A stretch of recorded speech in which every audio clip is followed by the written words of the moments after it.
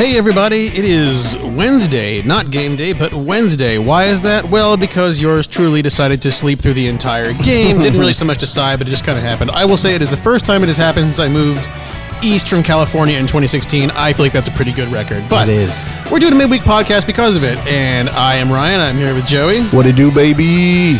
And we are here to get a little loose midweek because, you know, we got things to talk about, but none of them are terribly prescient. I'm already loose. I don't know about you. That's true. We are a little bit loose. We are here at Gus's Bar and Grill, as we always are.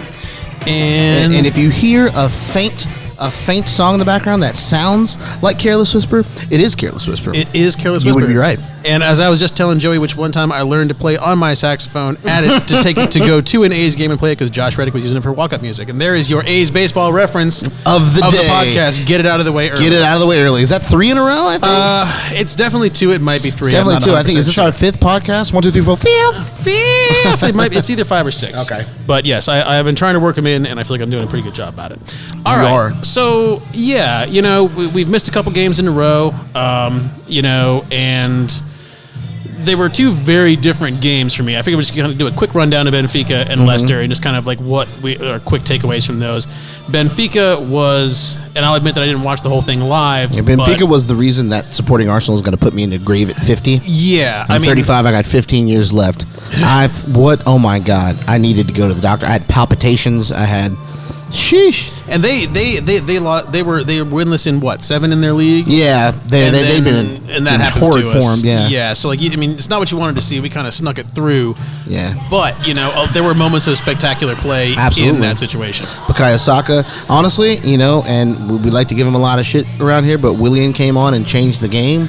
It was an absolutely terrible sub, in my opinion, when it happened, and we were like, Jesus, when you need to score, you bring on Willian. It worked out, but that still does not excuse. Like, yeah, it's one of those, like, it's retroactively a good decision, but was it the right decision at the time? No. Yeah, and we'll talk about more about this in a minute. Absolutely. But, you know, leaving Martinelli sitting on the bench and bringing on Willian in that situation. I mean, I feel like did it work? Like yes. Tactically, yeah, was it the reasonable decision? No. Yeah, and I feel like for me that was a clear decision. Now again, there's a reason that I'm in real estate and not a football manager. There's a reason that you're an audio engineer and not a football manager, because we are good at those things, right, and we are probably not good at being football managers. But and I genuinely love this man, this our manager, and I want him to succeed so badly.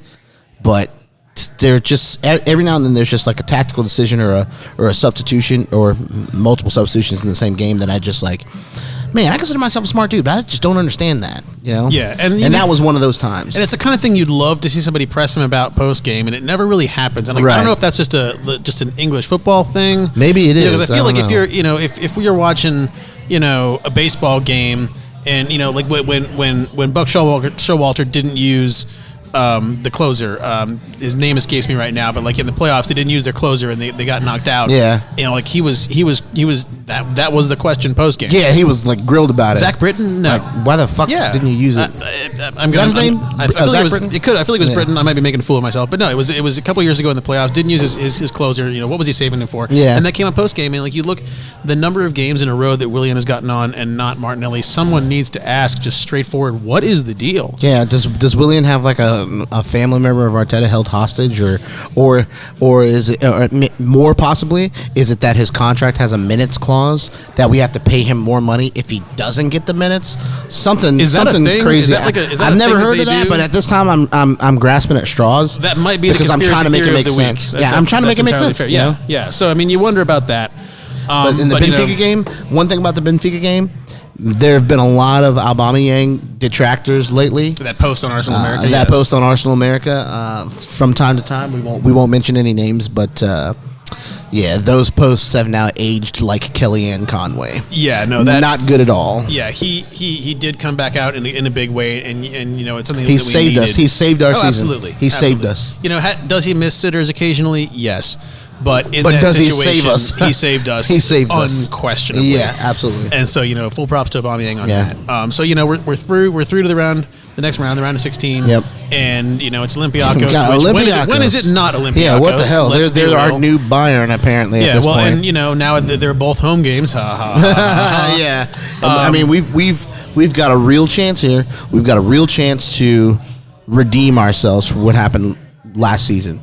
Yeah, true. And I think that a lot of us kind of looked past them last year and onto, who we were thinking we might face in a semifinal or a final, and they beat us in fair and square, and rightly so. We need to come out and take it to them. Yeah, I think, and even if we win, but we don't do it convincingly, I don't know that I'm going to be happy with that as a supporter. We need to come out and go for blood immediately. That's my thought on playing against Olympiacos. So no, absolutely, and I believe the first leg is away. So if we come out away and stick it to them, get some goals, get 3 goals, two or three away goals. That probably, I don't want to say seals it, but that puts us in a great position, to real come good home position, and get into the quarters. Yeah. So that I definitely agree with you on that. So or come home. Are we actually going to be able to come home this time? I believe they're letting us come back into the country. Yes, stuff. That is the plan. Yeah. So that's where we are in Europa, and then the game on Sunday, the aforementioned game that I couldn't drag my ass out of bed for. Oh, the Leicester, the one you actually needed to see. Yeah, well, you slept through one of the best performances of the year. Or did they win because I was asleep? Let's be real. Yeah, you slept one in. Yeah, I might have slept one in. But I'll let you speak more to the details of the game. But that felt more like the game that we should have been playing the last couple of weeks, and the energy and the pressing and absolutely and just taking it to a team like that's what we should have done against Benfica, but we finally put it together against an admittedly battered Leicester, but still Leicester, who is they're sitting in second right now. The tactics were right, or third rather. Sorry. The effort was right, and the energy was right, and the plays that the players made were by and large right. It was one of the best performances of the year, and this is kind of the performance that I wanted to see, especially from guys like Pepe, who for me was man of the match. I think Willian might have actually been given man of the match that game. No, it was Pepe. It was Pepe. Okay, yeah. Gotcha. So, and Pepe was so influential the entire match. And again, this is kind of what that Pepe is what we paid $72 million for, right, to go to who, in my opinion, and okay, so before I go on, let's note. You said it. You alluded to it a minute ago. Leicester are a bit battered. They are dealing with some injuries, and so we should note that before I say what I'm about to say. But in my opinion, Leicester are the second best team in our league. Oh, absolutely. I mean, behind Manchester City, I think Leicester are a better team than even Liverpool and United and everybody else. I think they are genuinely the second best team in our league, and we went and absolutely took it to them, and it was convincing. It never looked like we were not going to win. Yeah. Even though they scored first, it just. Well, and that's the thing we haven't done more than we've done that once this year, right? Yeah, we've gotten a win from a losing position. Yeah, so. And they scored first, and it was kind of our center backs. I think it was Pablo Mari was kind of backing off, and Tielemans was just like, and Tielemans is a pass first player, so he was just kind of in a position where he's like, well, I guess I'll shoot then, and he struck a brilliant shot right across Leno's body, and just kind of snuck it in the corner there. But even so, it was upsetting to see. But even so, it was like, okay, it happened so early that it's like, okay, we still have a chance to be. It'd be a different thing if that happened at 70 minutes and it was 0-0. It's a bit more deflating at that point. Or like when it happened with City, it's a here we go again. Here we go again. Yeah, oh shit, they're gonna pump us. So it was one of those things. And then after they scored the goal, so for the first 15, we weren't particularly great, and then for the last 75, we were stellar, and it's maybe the best I've seen us play all year. I think a couple of our players, like Pepe, just kind of flipped a switch and was just like, okay, I'm going to take over now. And he just flipped a switch and did it. It's his best game in an Arsenal shirt, maybe. It was by far, by a considerable margin, Willian's best game in an Arsenal shirt. I think he got 2 assists. I think so, yeah. In that game as well. So, it was just one of those things where everything just kind of clicked. And this is I guess when we talk about Arteta's vision and what we, hope we see from him going forward, that was it. That game against Leicester, that was it. We want to see that type of performance against the tippy top of our league, against the Cities, against the Liverpools, and like I said, I think Leicester's the second best team. So I put them there, at least in their current form. Who knows what's going to happen in the summer, but in their current form, they are right up there, sure, in my opinion. So that is what we want to see, that type of performance against the tippy top of our league. Yeah, well, and, you mentioned Pablo Mari having a bit of a moment on that first goal, but he, kind of like the last game that he started, he figured it out pretty quick. Yeah. And then He's had a really smart good player game the rest of the way along. Yeah. And he tends to learn from his mistakes. Yeah. Typically, really quickly in game. Yeah. And Xhaka continues to do Xhaka things. Yeah, absolutely. Dispossessing people, and I know were Tom here, he would be making a face, but and Xhaka has probably taken over the mantle from Ozil as the most divisive Arsenal player. Absolutely, right I think now. Ozil, and a lot of us are quote unquote Arsenal supporters. I don't think these people are actually supporters, but a lot of people that claim to support Arsenal just have an obsession with being able to scapegoat one player or one person, and Ozil was kind of he kind of carried that mantle, and now it's Granit Xhaka that's carrying that mantle, but with a little bit of Bellerin, with a little bit of Alba lately, which is insane to me because Can you give it's me a like couple more and we go Mambo number 5 on this?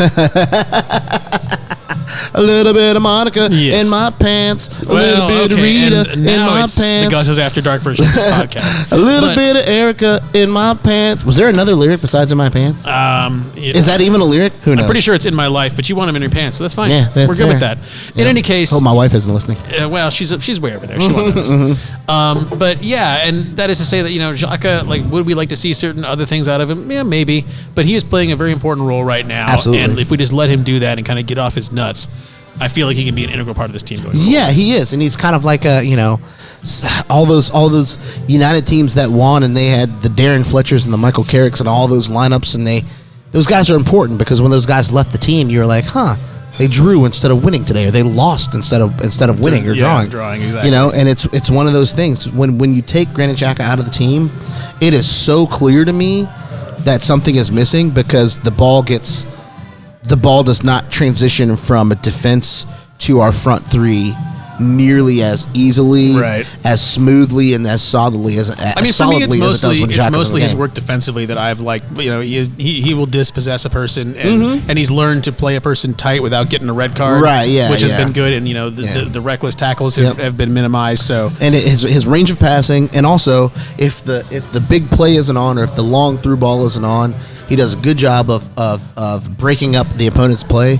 and getting it to a player that's more creative than him. Right. I feel like he's reached a point where he knows his role and he knows what he's good at and what he's not good at. He's not trying to reach beyond that. I think a lot of that has to do with Arteta. He always had the natural skill of matriculating the ball from defense to attack, but I think a lot of it is Arteta because he did a lot of it under Arsene, and again he got scapegoated a lot.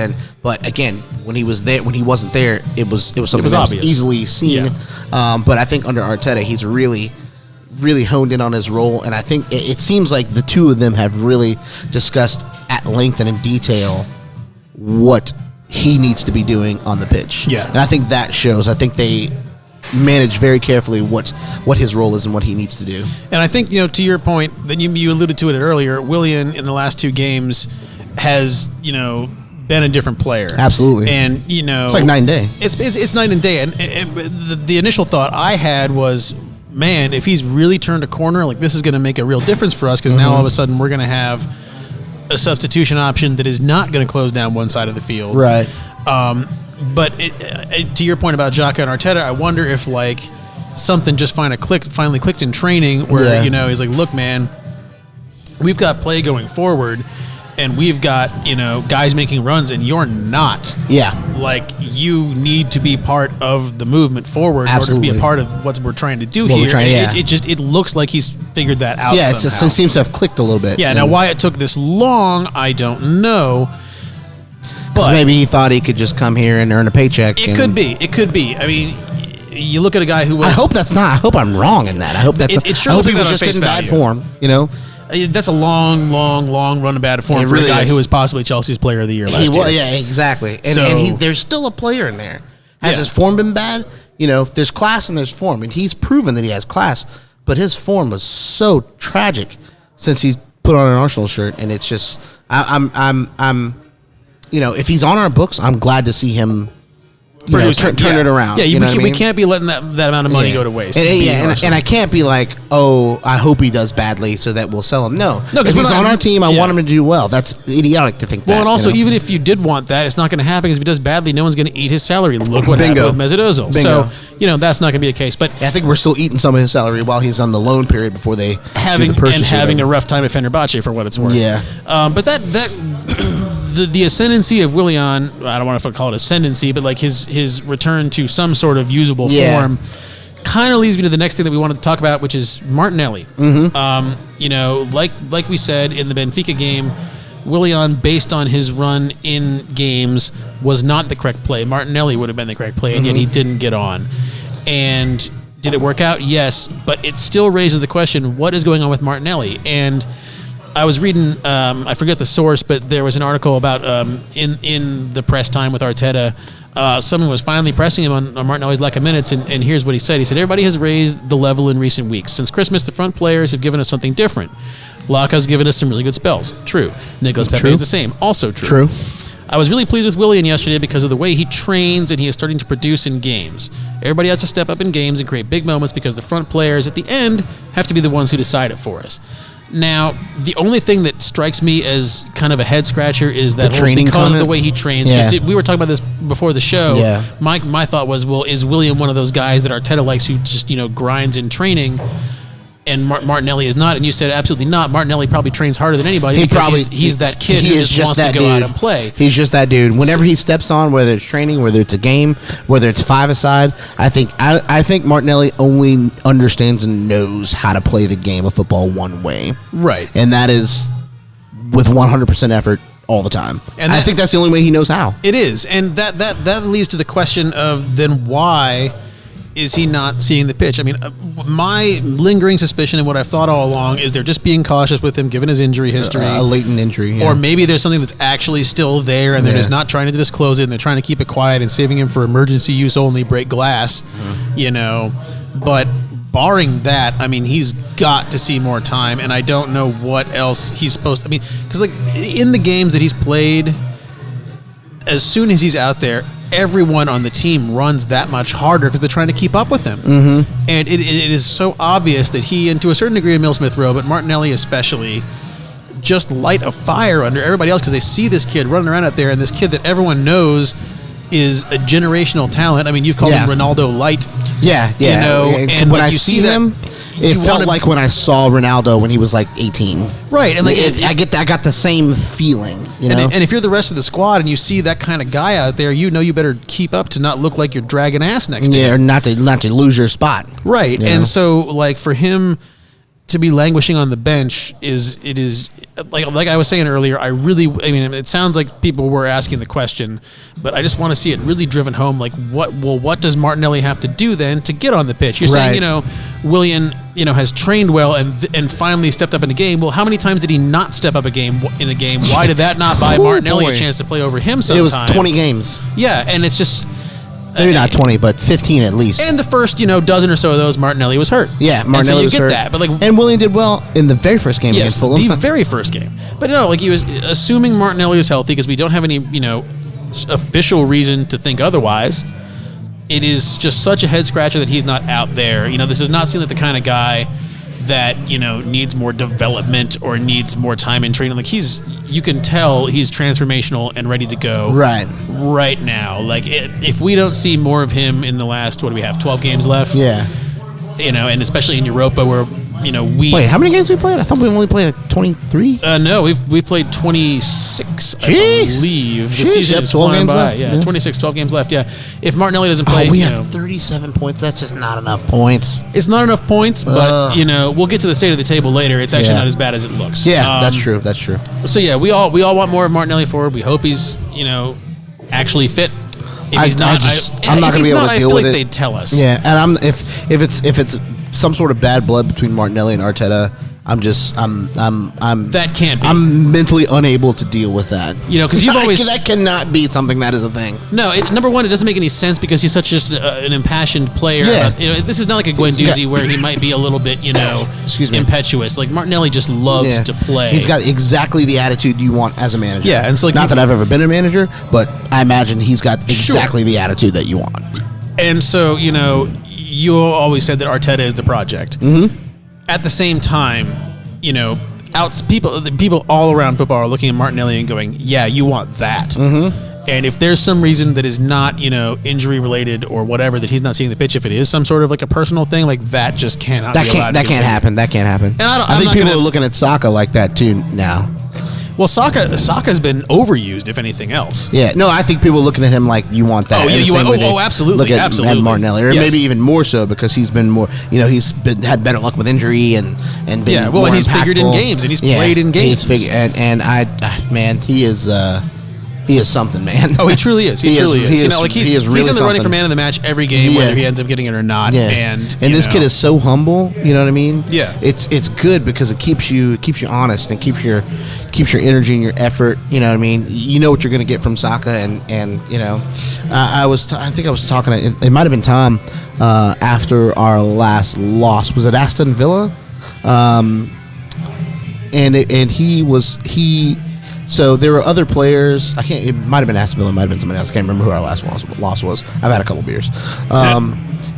The other players were City. smiling. It was City. Yeah, other players were smiling and shaking hands with people from City, and Saka was kind of sitting on the field, clearly dejected, gave it all, and it just didn't work out. Now, I am not one to usually put a lot of stock into a player's body language or whether they look like they're trying. If they're productive, they're productive. Or a lot of people, when Ozil played for us, look at his body language, and it was when he played for us, he routinely covered more ground than every other player on the team. Yeah, but in this case, I'm not a person that. Yeah, I'm not a person that puts a lot of stock in that.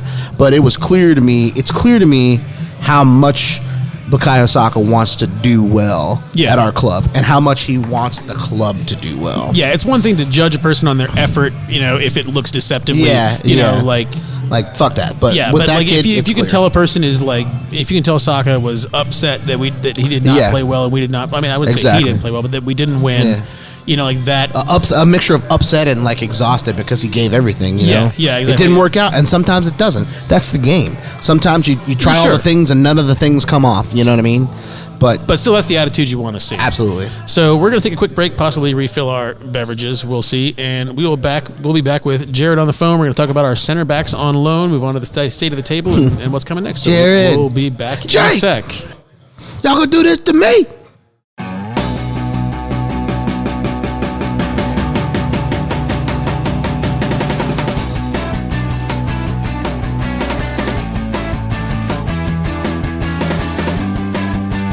Alrighty, we are back. Ryan and Joey here, and we have our man Jared on the phone. What's up, Jared? It's Jared.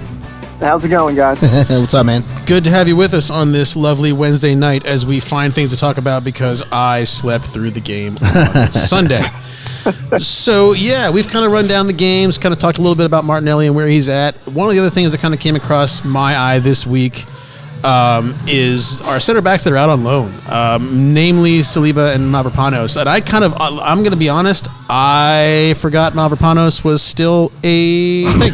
on our books as an Arsenal player. But apparently he is kind of balling out for Stuttgart. Yeah, for Stuttgart. In a position in their league where they are not with a lot of strength. And it just raised the question to me, I'm wondering, Arteta's quote as they were asking about it was a lot of, we want to see what they're doing so we can figure out what to do next year. We want to see what they're doing, Yeah, basically he wants to get a good game plan for next year. Yeah. Especially as it pertains to our center backs. We've let a couple center backs go, namely Socrates and Mustafi, and who knows what's going to happen with David Luiz. I think David Luiz is going to get an extension.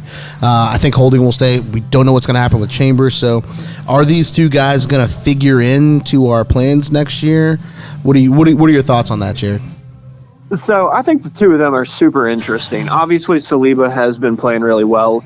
in Liga Un, and which isn't necessarily surprising. I think we all knew he was talented, but it was a matter of could he step into something like the Premier League and really make his name.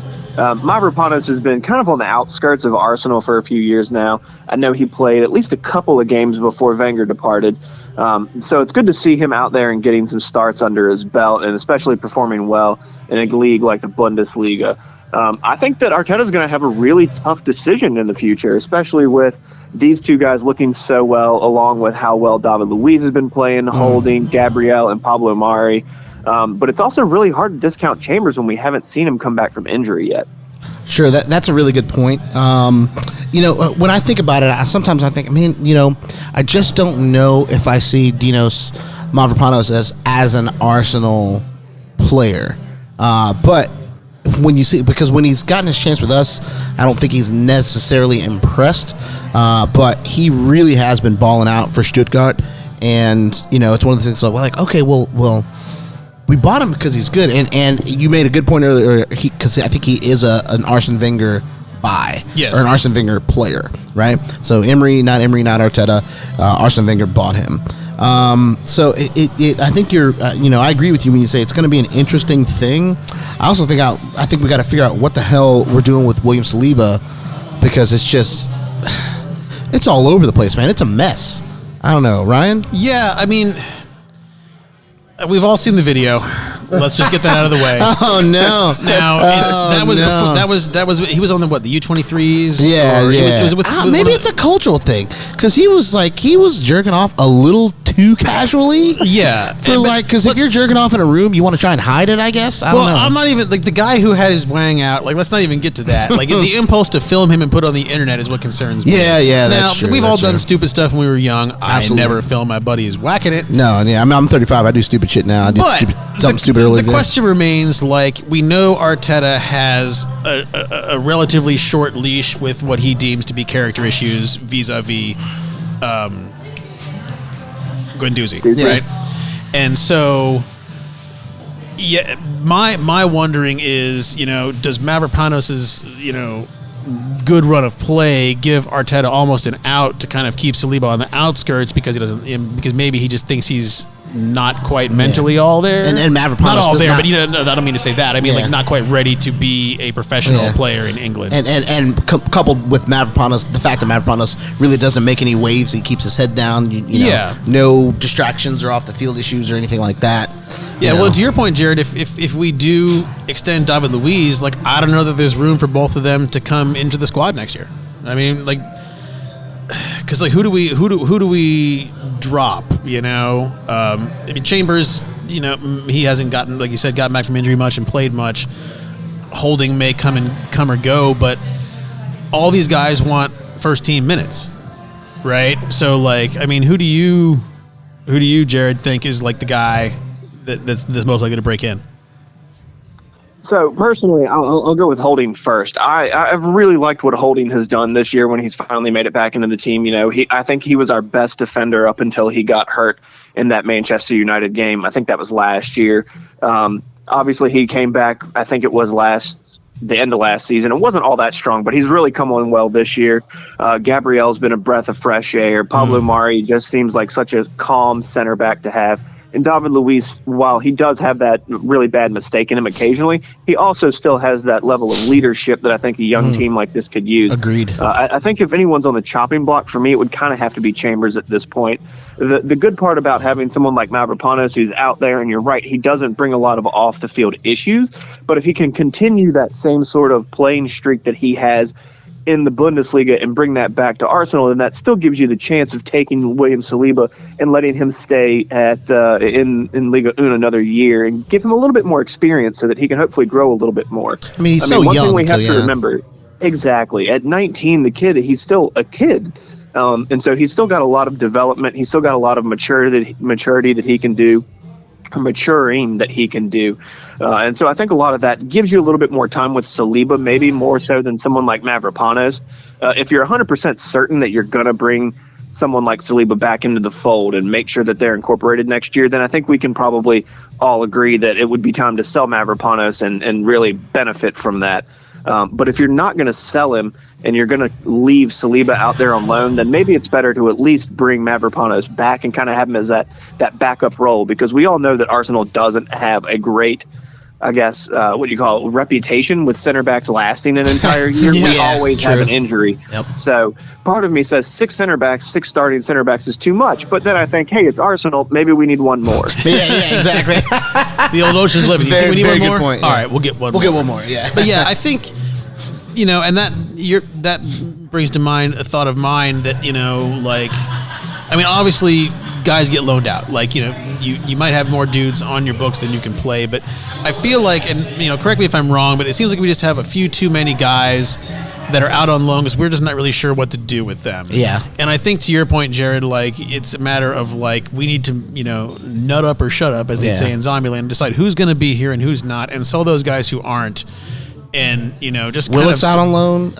Ainsley Maitland-Niles is out on loan. Yeah, and Saliba and Mavropanos is on loan. And, Reece Nelson maybe should have been on loan. Honestly, I think he should have been before Ainsley. Yeah, so we're obviously a team in transition, and I get that, but I feel like you can't be that for very long and still expect to compete in Europe and or the Premier League. And so I think like some part of this picture needs to solidify going forward for us to just kind of have an idea of what we've got to work with. Otherwise, we're going to find ourselves in a 3-year transition, which nobody wants to sit through. Yeah. Definitely. Although I will say that of all the positions at Arsenal right now, maybe aside from goalkeeper, I think that the center back position is probably the most stacked position at this point in time. I would find it shocking to believe that we might bring in another center back, but I could definitely see us letting go of one, potentially even 2, depending on who they are. Mm-hmm. What if it's a really big name? If it's a marquee name? Because I think we all understand at this point that we have one starting center back up for grabs. We have one starting center back spot up for grabs, right? So because Gabriel, if healthy, should play damn near every game. But that other spot, we got a veteran leader like David Luiz. Yeah, he does have a mistake in him. We got a kind of a guy that's coming back into the fold, or not into the fold, but coming back from injury and holding. So it's like, who's going to take that other spot? Could you see us potentially, Jared, bringing in like a bigger name center back if that player is out there and if we had the opportunity, or do you think we need to concentrate on other things within the squad? I definitely think that there are significantly more needs in the squad than center back at this point in time. And so I would definitely foresee. I'd be disappointed to see us bringing another center back at this point in time. That's fair. Yeah, because how long has our midfield been the question? Well, that's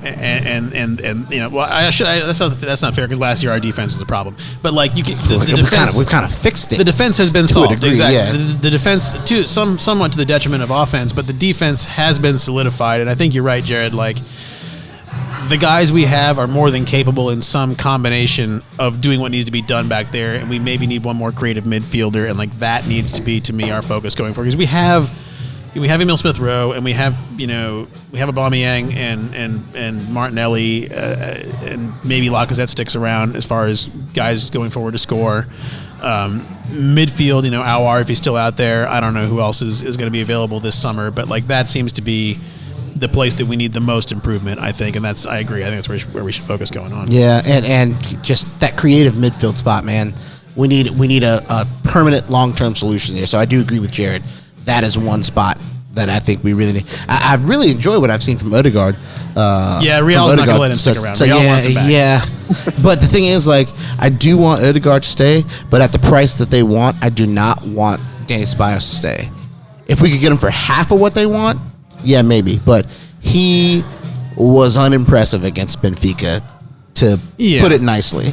But I think Odegaard, from all signs point to Real think they have a place for him and they want him back. Maybe we can get one more loan out of him, possibly. I think an outright transfer is probably not going to happen. That would be so great, though, if we could. Oh, man. Yeah, but it's one of the, like, Madrid gonna Madrid, and they're going to hang on to their dudes. That's true. There's other guys out there. But the other guy, like Szoboszlai, I think has made up his mind, too.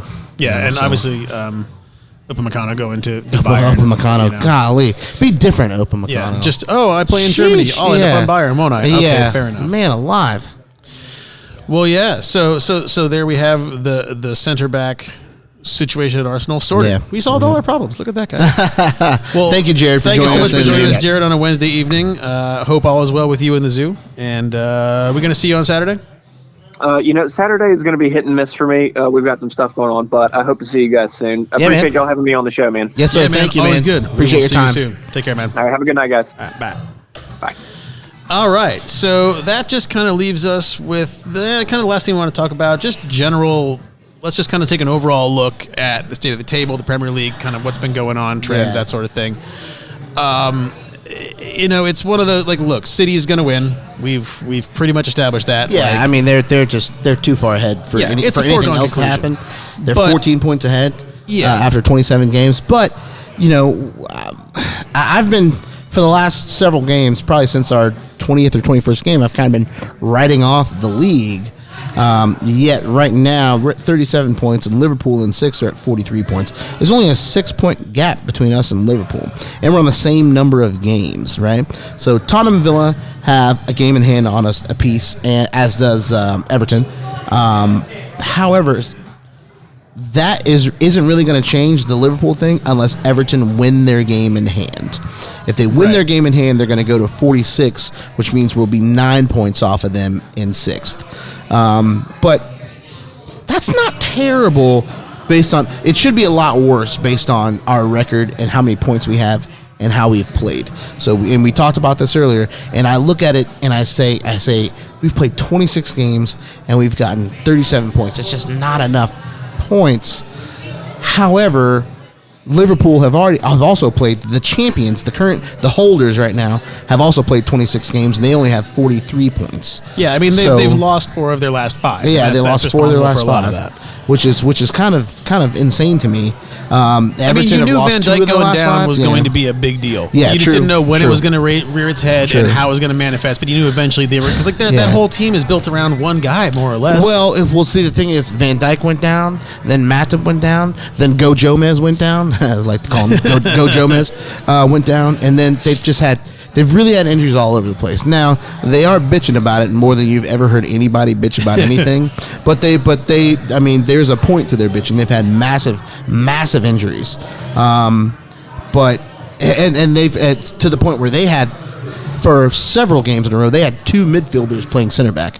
They had Fabinho and Jordan Henderson playing center back. And Fabinho is a natural defensive midfielder, so he is kind of like his compatriot and Brazil teammate Fernandinho. It's kind of an easy thing for him to just slide on back and slot back in there.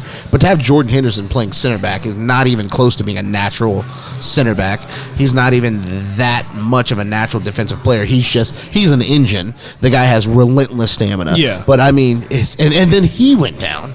Right. And it's like, sheesh. Yeah, what are they supposed to do? Yeah, and far be it for me to feel sorry for Liverpool, but they have had a lot of injury, and it should be noted. But, West Ham are 4th, right? And Aston Villa are 9th. Both clubs are above us. Everton are 7th. And these are clubs I find I have a hard time thinking that they will have the longevity and the squad depth to finish ahead of us. But I mean, there's only 12 games left, so it's not like we're talking about the whole. This is not like week 6. Villa was up in 2nd or 3rd or whatever. So they were going, look at this. It's like, well, of course they're not going to finish there. Yeah, but you're not wrong. Honestly, the best team of the 3 that I just mentioned is West Ham. No, it is, which is crazy to me. But they've been really good. Yeah, they've been really good. I mean, they've only lost 1 of their last. They dropped points in 2 of the last 5. Only 1's a loss. Yeah. So they've got a pretty decent run going. Yeah, their last 5 is win, draw, win, loss. Yeah, so that's not bad.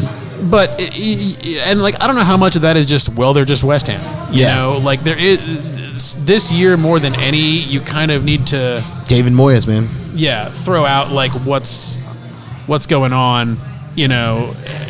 As you can't look at this team is just West Ham. Well, it's a crazy year. Yeah.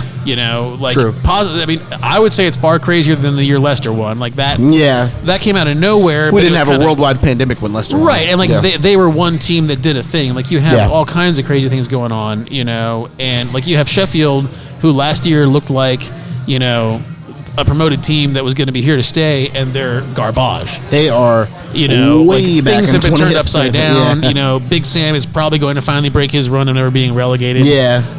You know, things are upside down. Dogs and cats living together, mass Yeah. hysteria. You know how it is. So to say that, well, West Ham's not going to hang in because they're West Ham, I don't know if I entirely buy that. Sure. That's a fair point. That's a fair point. You know, but at the same and they time, are good. I don't want to discount West Ham. They're good. They have been playing so unbelievably well. They've got that kid Souček. Declan Rice has been playing really well. Fabianski, former Arsenal player, he's been a great keeper has for them. probably been consistently one of the top 5 keepers in the league for the past 8 years. Yeah, I mean, honestly, I look at Liverpool as a team obviously in trouble. I mean, Tottenham. Let's all hope that's the case. I mean, they've been kind of up and down, and you've got the Mourinho factor to deal with. Yeah. Leicester have a similar injury record to Liverpool right now. They're far dropping better like off. flies. Yeah, but they're still playing far correct. Above and beyond where Liverpool is hanging in. Correct. So Aston Villa finishing above us is going to be a tough blow. Yeah. It's not what you want to see. I don't know that it's going to happen.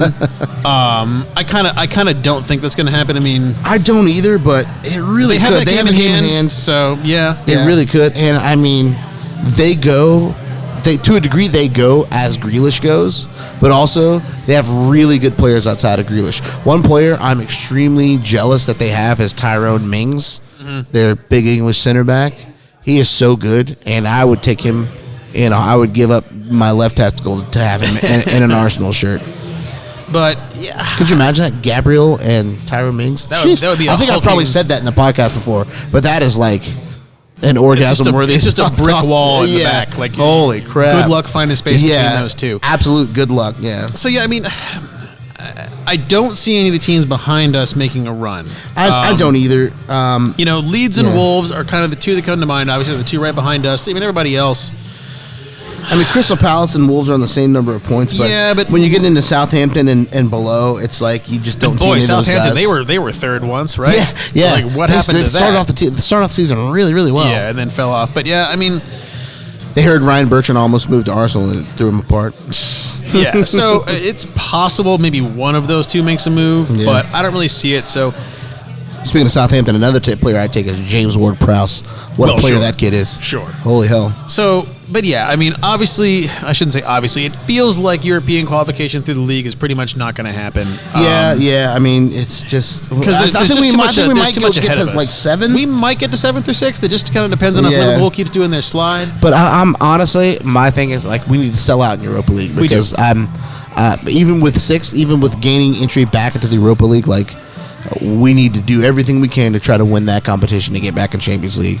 Man alive, that would turn our club around quick, fast, and in a hurry. Yeah, I mean, and I don't know, like I'm not dialed in enough to like the transfer rumors to see like who we might be going after in the summer, but everybody knows that everybody wants to play in the Champions League. And on top of that, everybody knows how much freaking money you get playing in the Champions League. So, like, if we're looking to add one more piece, maybe 2 more pieces in the summer, maybe get one of the guys from Madrid that we're currently loaning out. Yeah. And to get one of them and do something else, it feels like we pretty much have to get some sort of European money to make that happen. Absolutely, to make like somebody like an Aouar happen if that thing is still on. I think Madrid has his head turning at this point, but what that means is I almost hope that's true.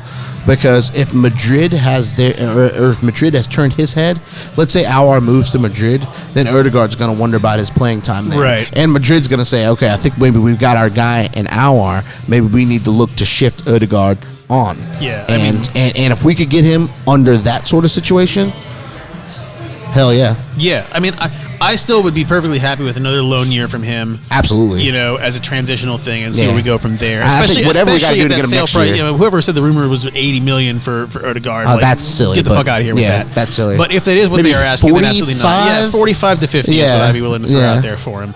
Because I have that laying around, right? Yeah, exactly. So not with that house you're buying. No, most certainly not. But yeah, it's just one of those things like.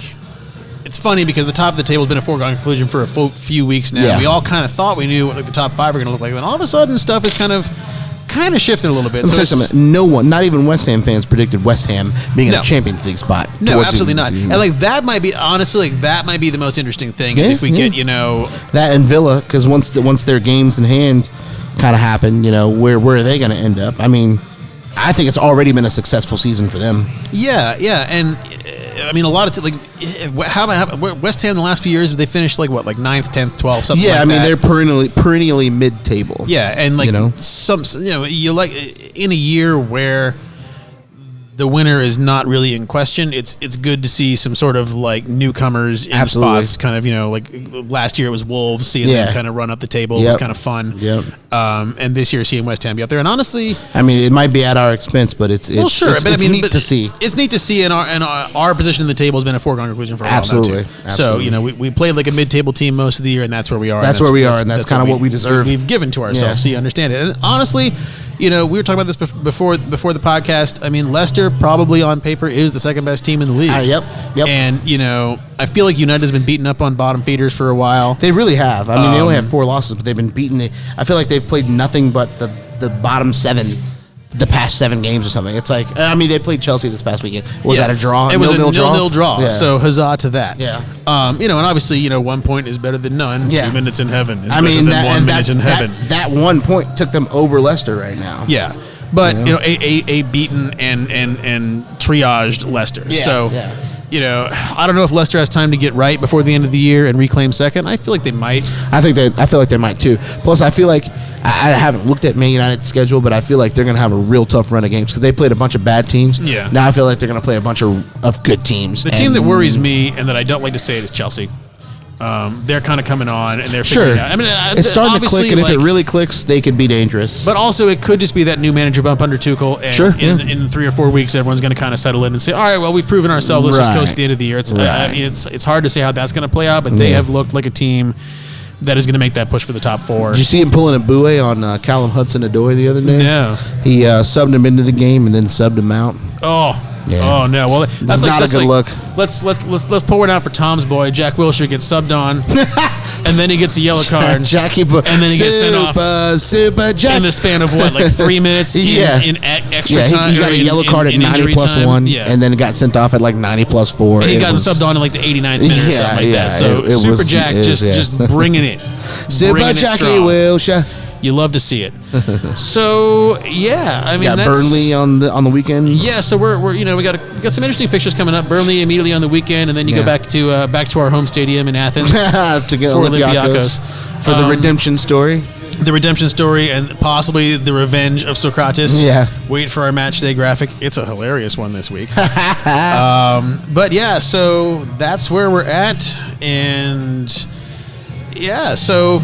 Hopefully, well, I shouldn't say hopefully, I will be awake this weekend for 7:30 because we got ourselves a big day, Joey. Yeah, we do. Actually, lots of stuff to get done. Lots of stuff. Shout out to Joey, my realtor, for finding me a house this week, actually. We'll just throw that out there. Let's go. But yeah, hopefully you will all go and come out and see us at Gus's at 7:30 on Saturday morning, or find us on our Slack channel. In the meantime, check us out. Check out our podcast. We're pretty much everywhere but Apple Podcasts. I don't know why. But until then, I am Ryan. This is Joey. And we will catch you next time.